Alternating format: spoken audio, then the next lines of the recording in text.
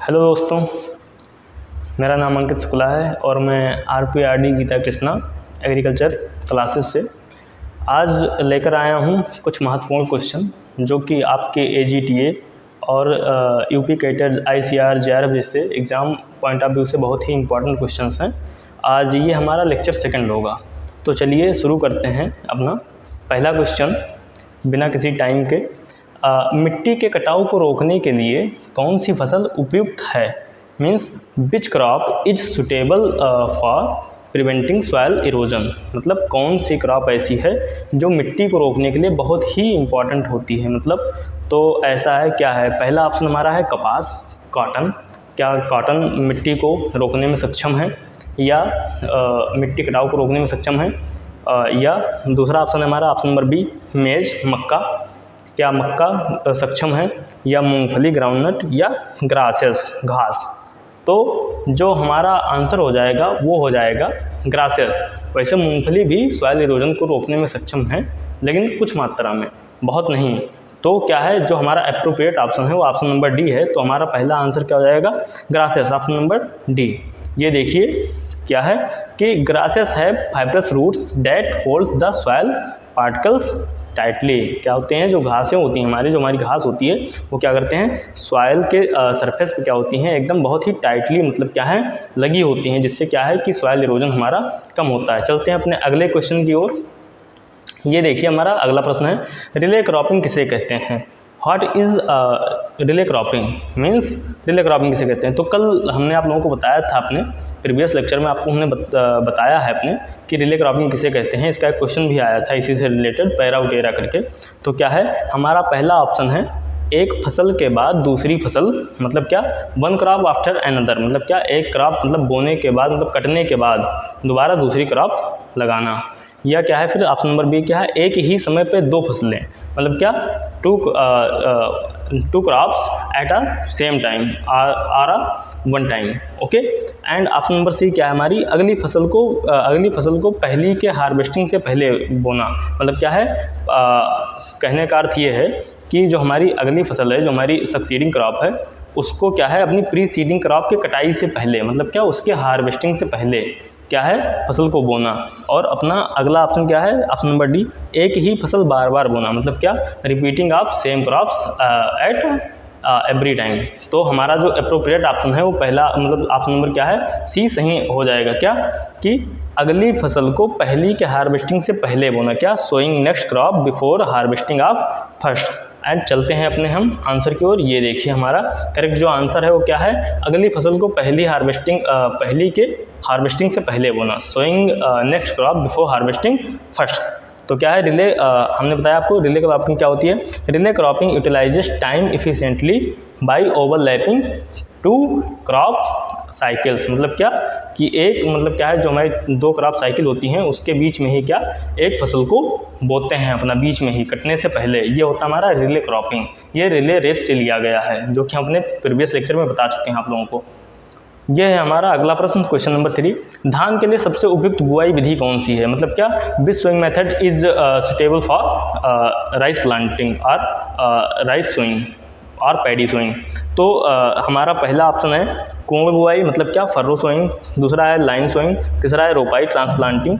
चौथा है छिटकुआ विधि, ब्रॉडकास्टिंग। तो इसका आंसर सभी को पता होगा, बहुत ही आसान है। इसका जो आंसर है ऑप्शन नंबर सी है, ट्रांसप्लांटिंग। ये देख सकते हैं, rice is usually transplanted to ensure better establishment and weed control, मतलब क्या, धान को नर्सरी में उगाकर खेत में रोपना उपज बढ़ाने में सहायक होता है। चलते हैं अगले प्रश्न की ओर, क्वेश्चन नंबर 4। मिनिमम टिलेज का उद्देश्य क्या है, क्या है, what is the aim of minimum tillage. तो मिनिमम टिलेज का मतलब ये होता है कि मैक्सिमम आउटपुट देख के क्या होता है कि कम से मतलब क्या है, मिनिमम टिलेज करके मैक्सिमम आउटपुट लेना, मतलब क्या है कि कम से कम जुताई करके ज़्यादा से ज़्यादा फ़ायदा उठाना। तो इसमें चलते हैं, ऑप्शन देख लेते हैं। वैसे हमने आपको आंसर तो पहले ही बता दिया है कि क्या होता है। तो क्या है कि अधिक बार जुताई, frequent tillage. Option number B, कम जुताई से अधिक लाभ। ऑप्शन नंबर सी, बार बार मिट्टी पलटना। और ऑप्शन नंबर डी क्या, केवल हाथ से जुताई, ओनली मैनुअल टिलेज, मतलब क्या है, तो इसमें जो हमारा एप्रोप्रिएट ऑप्शन हो जाएगा वो हम बता चुके हैं आपको आंसर, ऑप्शन नंबर बी। तो ये देख सकते हैं। मिनिमम टिलेज क्या होता है ये हम पहले बता चुके हैं, कल भी इसका एक क्वेश्चन आया था जीरो टिलेज से रिलेटेड। जीरो टिलेज में क्या होता है, बिल्कुल भी जुताई नहीं करते हैं, नो टिलेज, उसे बोलते हैं जीरो टिलेज। और वो भी बताया था कि किस सॉइल में होती है, तो ब्लैक क्लेई सॉइल में या ब्लैक कॉटन सॉइल में होती है। चलिए अपने अगले प्रश्न की ओर चलते हैं। कौन सी प्रणाली फसल उत्पादन और पशुपालन दोनों को जोड़ती है, मतलब which system is integrates crop production and life stock. तो जो हमारा होता है मतलब इसमें से कौन सा हो जाएगा जो हमारे मतलब क्या है कि फसल प्रणाली को भी और क्या है पशुपालन को साथ साथ मतलब जोड़ती है। पहला ऑप्शन मिश्रित खेती, मिक्स्ड फार्मिंग। दूसरा ऑप्शन फसल प्रणाली मतलब क्या, क्रॉपिंग सिस्टम। एंड तीसरा ऑप्शन, ऑप्शन नंबर सी, अंतः फसल प्रणाली मतलब क्या, इंटर क्रॉपिंग। और चौथा क्या है, कृषिगत वानिकी। तो इसमें हमारा आंसर कौन सा सही हो जाएगा, जिसमें हम क्या करते हैं कि खेती के साथ साथ क्या करते हैं, पशुपालन भी करते हैं। तो हमारा जो ऑप्शन हो जाएगा वो हो जाएगा क्या, ऑप्शन नंबर ए, मिश्रित खेती, मिक्स्ड फार्मिंग। तो इसका जो अप्रोप्रिएट ऑप्शन है वो सही हो जाएगा, उत्तर क्या, मिक्स्ड फार्मिंग। ये देख सकते हैं correct answer option number A, mixed farming. क्या है, मिक्स्ड फार्मिंग क्या होता है, ये मतलब इसमें लाइव स्टॉक और क्रॉपिंग कल्टीवेशन दोनों इंक्लूड होते हैं। चलते हैं क्वेश्चन नंबर 6 की ओर। खाद और उर्वरक मिलाकर उपयोग करने को क्या कहते हैं। तो ये लगभग सभी को पता होगा कि जब हम क्या करते हैं मैन्योर और फर्टिलाइजर एक साथ में देते हैं तो क्या मतलब उसका क्या होता है, बेनिफिट भी होता है। तो इसमें क्या होता है कि अगर हम दोनों साथ में दे रहे हैं तो हमारे सॉइल की जो उर्वरक क्षमता है वो बनी रहती है। ठीक, तो इसमें पहला ऑप्शन हमारा क्या है, सतत खेती, sustainable agriculture. And option number B क्या है, जैविक खेती, organic farming. And option number C क्या है, एकीकृत पोषण प्रबंधन, मीन्स क्या, इंटीग्रेटेड न्यूट्रिएंट मैनेजमेंट। तो ऑप्शन सी देखने में लग रहा है कि आंसर क्या होगा। और चौथा ऑप्शन क्या है, फसल चक्र, क्रॉप रोटेशन। मतलब क्या है, जब हम मैन्योर और फर्टिलाइजर को एक साथ देते हैं तो क्या होता है कि उसे हम क्या बोलते हैं, इंटीग्रेटेड न्यूट्रिएंट मैनेजमेंट। और इसी से रिलेटेड एक वर्ड और है IFS, इंटीग्रेटेड फार्मिंग सिस्टम। उसमें क्या होता है कि कई सारी चीज़ें एक साथ करना, एप्रोप्रिएट ढंग से करना, ठीक, और मैक्सिमम आउटपुट लेना, मतलब क्या, मैक्सिमम मनी प्राप्त करना या मैक्सिमम पैसे लेना या मैक्सिमम इकोनॉमिकल यील्ड लेना, उसी को क्या बोलते हैं, IFS। उसमें भी कई सारी चीज़ें इंक्लूड हो जाती हैं, जैसे क्या, IFS में आपका मतलब चारे वाली फसल भी लगा देते हैं और क्या है पशुपालन भी कर लेते हैं, तो इसे वो क्या बोल देते हैं, इंटीग्रेटेड फार्मिंग सिस्टम भी बोल देते हैं। ठीक, तो चलते हैं अपने अगले प्रश्न की ओर, क्वेश्चन नंबर 7 की ओर। ये है इसका आंसर। ये रहा हमारा अगला प्रश्न, क्या है, अंतः फसल में फसलें कैसे बोई जाती हैं, मतलब क्या, crop sown for which type of in intercropping, मतलब किस तरह से हम क्या करते हैं इंटरक्रॉपिंग में फसलों को बोते हैं। तो क्या है, पहला है क्या है, ब्रॉडकास्ट, बाई ब्रॉडकास्ट, मतलब क्या, छिटकवा विधि द्वारा। फिर मिश्रित रूप से मतलब क्या, मिक्स करके बोते हैं क्रॉप को, मतलब क्या मिला के बोते हैं। या क्या है, वैकल्पिक कतारों में क्या, अल्टरनेट रोज में बोते हैं। या क्या करते हैं, सीधी कतार में एक साथ, मतलब टुगेदर इन सेम रोज, मतलब क्या एक साथ। तो अब आप लोगों को पता होगा, कल हमने बताया था कि मतलब इंटरक्रॉपिंग क्या होता है, grown two or more crops in a definite row pattern or simultaneously. मतलब क्या होता है कि इसमें मतलब क्या, एक डेफिनेट रो पैटर्न होती है, मतलब क्या, अब अगर हम साथ में क्या एक ही रो में कोई क्रॉप बो सकते हैं, अच्छा रहेगा, वो दिखने में इंटरक्रॉपिंग लगेगी नहीं। तो क्या है कि हम अल्टरनेट रो में बोते हैं, ठीक, मतलब क्या, वैकल्पिक कतारों में बोते हैं, उसे क्या बोलते हैं, इंटरक्रॉपिंग बोलते हैं। ठीक, तो क्या हुआ, ऑप्शन नंबर हमारा सी सही हो जाएगा। ये देखिए करेक्ट आंसर। ठीक, alternate row planting prevents competition and increase efficiency. Okay, क्या करता है, ये प्लांटिंग को प्रिवेंट करता है, कंपटीशन से बचाता है। ठीक, एंड अगला क्या है हमारा, दलहनी फसलों की जड़ें किससे युक्त होती हैं, मतलब जो हमारी लेग्यूम क्रॉप होती हैं, ठीक, उनमें मतलब क्या पाया जाता है। ठीक, और इसी से वो नाइट्रोजन फिक्सेशन भी करती हैं, इसी वजह से। ठीक, जो हमारा एटमॉस्फेरिक नाइट्रोजन है उसको भी वो फिक्स करती हैं। तो हमारा जो दलहनी फसलें हैं उनमें लेग्यूम क्रॉप्स हैं वो क्या कंटेन करती हैं, ठीक, उनकी जगहों में क्या होता है जो कि मतलब और के जगहों में नहीं पाया जाता है। क्या, ऑप्शन नंबर ए, गांठें पाई जाती हैं, या रोम हेयर्स पाए जाते हैं, या कंद ट्यूबर पाए जाते हैं, या फंगल रिंग, मतलब क्या, फंगल रिंग्स पाए जाते हैं, मतलब क्या, फफूंदल रिंग्स पाए जाते हैं। तो इसका जो आंसर हो जाएगा ऑप्शन नंबर ए। उसमें क्या होता है, रूट नोड्यूल्स पाए जाते हैं, जिससे क्या करते हैं, वो नाइट्रोजन फिक्सेशन करती हैं। और एक क्रॉप इसी में रिलेटेड है जो कि नाइट्रोजन फिक्स नहीं करती है। आप लोग कमेंट में उसका आंसर बताइएगा कौन सी क्रॉप है जो नाइट्रोजन फिक्स नहीं करती है और क्यों नहीं करती है। ठीक, चलते हैं अपने अगले प्रश्न। ये रहा इसका आंसर, ये legumes form nodule with rhizobium bacteria to fix nitrogen. तो क्या करते हैं, लेग्यूम में क्या है, नाइट्रोजन मतलब क्या है, legume form nodules with rhizobium bacteria to fix nitrogen. Okay, इसमें राइजोबियम पाया जाता है जिसकी वजह से क्या है, ये नाइट्रोजन फिक्स करते हैं। ये रहा हमारा अगला प्रश्न, क्या है, अधिक समय तक खड़ी रहने वाली फसल कौन सी है। मतलब क्या, which crop remains in the field for the longest time. मतलब क्या, लंबे अवधि के लिए कौन सी क्रॉप हमारे फील्ड में खड़ी रहती है। तो इसका ऑप्शन देख के ही आपको आंसर पता चल गया होगा, लेकिन फिर भी मैं बता देता हूँ। और ऐसे ही प्रश्न आएंगे, कोई बहुत हार्ड प्रश्न नहीं आएंगे। आप लोग मतलब क्या है, बहुत डीप घुस गए होंगे एकदम, और क्या है, बहुत आसान क्वेश्चन गलत करके आ जाएंगे। तो ऐसे ही प्रश्न आएंगे, ध्यान रखिएगा। बस आप लोग क्या है, क्वेश्चन के बाद ऑप्शन पे ध्यान रखिएगा। तो ये देखिए क्या है, पहला ऑप्शन नंबर ए, बीट। क्या बीट बहुत लंबे समय की क्रॉप होती है। क्या मूंगफली, क्या ग्राउंडनट, क्या लंबे समय की क्रॉप होती है। क्या शुगर केन, गन्ना होता है, या बाजरा परमिनेंट होता है। तो जो लोग गांव से होंगे उन्हें तो पता ही होगा कि गन्ना जो होता है क्या होता है, वो 1 साल का भी होता है और 1.5 साल का भी होता है। इसमें क्या है, 2 तरह के गन्ने होते हैं, क्या, एक साली, एक अधिसाली। तो क्या है, अधिसाली का मतलब ये नहीं होता कि वो कम समय के लिए होती है। अधिसाली का मतलब क्या होती है, ये 18 महीने की क्रॉप होती है। इसकी जो प्लांटिंग होती है वो जून जुलाई में होती है। ठीक, और जो हमारा एक साली होता है उसकी जो प्लांटिंग करते हैं वो क्या करते हैं हम लोग, सितंबर अक्टूबर में करते हैं। In some parts of UP like in Purvanchal जो करते हैं वो लोग मतलब क्या है, जनवरी तक करते हैं। ठीक, जनवरी फरवरी का तक करते हैं। ठीक, तो चलते हैं अपने अगले प्रश्न की ओर। इसका आंसर ये देखिए, शुगर केन है, जो कि 10 से 14 मंथ तक खड़ी रहती है। ठीक, उसके बाद हार्वेस्टिंग होती है इसकी। तो ये रहा अपना अगला प्रश्न, क्या है, उथली जड़ वाली फसल का उदाहरण है। मतलब क्या कि कौन सी ऐसी क्रॉप है जो सैलो रूटेड होती है। Which crop is shallow rooted. ठीक, तो देखते हैं अपना ऑप्शन नंबर ए क्या है, गेहूं, बी कपास, सी गन्ना, डी अरहर। मतलब क्या, बीट, कॉटन, शुगर केन और पिजन पी। मतलब कौन सी क्रॉप है जो जिसकी रूट सैलो होती है। ठीक, तो क्या है कि जो हमारा ऑप्शन नंबर ए है बीट, क्या है, ये सही ऑप्शन हो जाएगा। क्या है, सैलो रूटेड क्रॉप कौन सी होती है, बीट होती है। कॉटन, ये करीब इसकी जो डेप्थ होती है वो होती है 8 से 15 सेंटीमीटर तक इसको बो देते हैं, जगह पे डिपेंड करता है। ठीक, सीड साइज पे डिपेंड करता है। फिर शुगर केन, ये भी हमारा क्या है, डीप रूटेड क्रॉप होती है। ठीक, और अरहर जो है ये भी हमारी क्या है, डीप रूटेड ही होती है। क्या है, मीडियम डीप रूटेड होती है अरहर हमारी। ठीक, तो ये चलते हैं आंसर की ओर। ये देखिए, beet roots do not penetrate deep the shallow rooted. Okay, चलते हैं, ये हमारा रहा क्वेश्चन नंबर 11। अगला क्वेश्चन क्या है, खरपतवार नियंत्रण का एक जैविक तरीका है। जैविक तरीका क्या है, मतलब क्या, which method is a biological control of weed. Okay, तो क्या है इसमें ऑप्शन नंबर ए क्या है, शाकनाशी हर्बिसाइड का यूज करते हैं हम जैविक कंट्रोल में, या टिलेज का यूज करते हैं हम जैविक कंट्रोल में, या कीटों का यूज करते हैं हम जैविक बीट कंट्रोल में, या क्या करते हैं, निराई का, हैंड बीडिंग का उपयोग करते हैं हम अपने जैविक कंट्रोल में। तो जो इसका सही आंसर हो जाएगा ऑप्शन नंबर सी। क्या है कि जो हम अपना जैविक कंट्रोल करते हैं, बायोलॉजिकल कंट्रोल करते हैं, उसे करते हैं हम किससे, बाय इंसेक्ट्स के द्वारा। ठीक, ये सुना होगा कि मतलब ट्राइकोग्रामा और ऐसे ही आप लोगों ने सुने होंगे बनाए जाते हैं। ठीक, तो इसका क्या है, बायोलॉजिकल मेथड होता है। ठीक, हर्बिसाइड पता है कि केमिकल होता है, जुताई मैकेनिकल बीट कंट्रोल में आ जाएगा, निराई ये भी एक तरह से क्या है, फिजिकल में आ जाएगा, आपका हैंड होइंग भी फिजिकल में आ जाएगा। ठीक, चलते हैं अगले क्वेश्चन की ओर।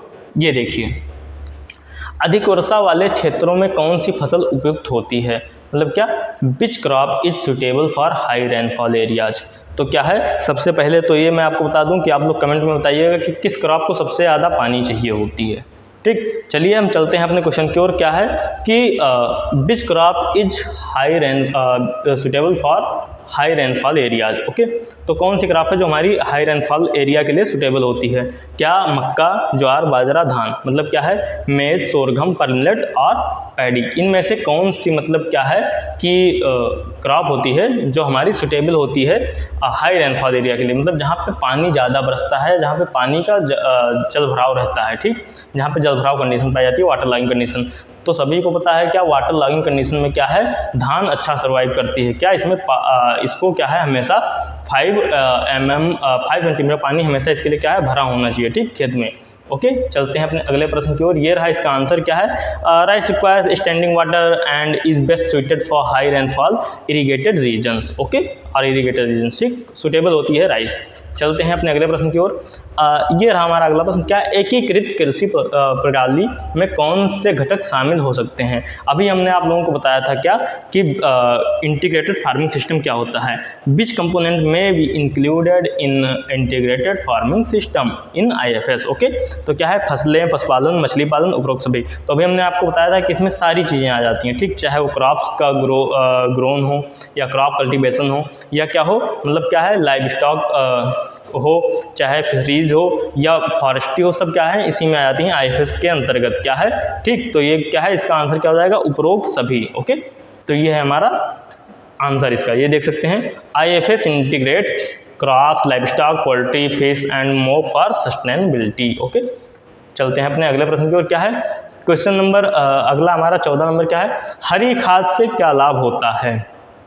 What is the benefit of green manuring? Green manuring का मतलब क्या है कि क्या बेनिफिट होता है? अब हरी खाद नाम सुना होगा आप लोगों ने, ये क्या करता है, सबसे पहला लाभ तो इसका हम बता दें क्या है, ये सस्टेनेबिलिटी लेके आता है, ठीक, क्या है, इससे क्या है, जब खेत में हमारा केमिकल नहीं जाता है, जब केमिकल नहीं जाएगा तो क्या होता है कि खेत की उर्वरता बनी रहेगी, ठीक, उर्वरता बनी रहेगी, सस्टेनेबिलिटी रहेगी, इन्वायरमेंट हमारा अच्छा रहेगा, ठीक, पर्यावरण हमारा सुरक्षित रहेगा। तो ये सारे इसके लाभ होते हैं, ठीक। और क्या है कि इसके इनमें जो क्रॉप उगाए जाएंगे वो और बेनिफिटेड होंगे, ठीक, मतलब क्या है, उनसे नुकसान कम होगा हम लोगों को, ठीक। क्या है कि आजकल केमिकल कंटामिनेशन बहुत हो गया है, जो हम सीड खाते हैं या जो हम ग्रेन खाते हैं उसमें क्या है, सीड कंटामिनेशन बहुत हो गया है, ठीक। तो क्या है, चलते हैं अपना हम क्या, ये देखिए पहले ऑप्शन पे खरपतवार बढ़ते हैं, मतलब क्या, बीड इंक्रीज होते हैं हरी खाद की वजह से, या क्या है, मिट्टी सख्त होती है, मतलब क्या, सॉइल में हार्डनिंग आ जाती है, ठीक, हार्डनेस ऑफ सॉइल, ओके। फिर क्या है, अगला ऑप्शन क्या है, उर्वरता बढ़ती है, मतलब क्या, improve soil fertility. Then after अगला ऑप्शन क्या है, मिट्टी क्षरण होता है, क्या, सॉइल इरोजन काज होता है। तो अभी हमने क्या बताया कि जब हरी खाद देते हैं तो उसमें केमिकल कंटामिनेशन कम होता है, जिसकी वजह से क्या होता है कि हमारी सॉइल की फर्टिलिटी इंप्रूव होती है। तो कौन सा ऑप्शन सही हो जाएगा, option number C, okay, improve soil fertility, ठीक। ये देखिए इसका explanation, green manure crops add organic matter and nutrient in the soil, okay.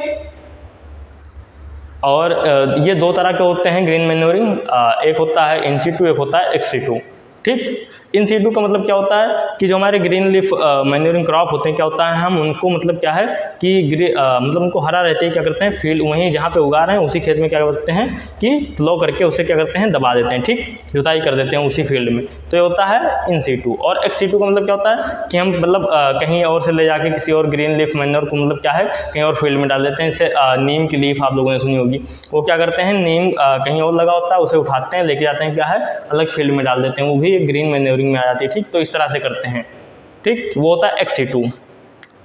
ये है हमारा अगला प्रश्न और आज का आखिरी प्रश्न।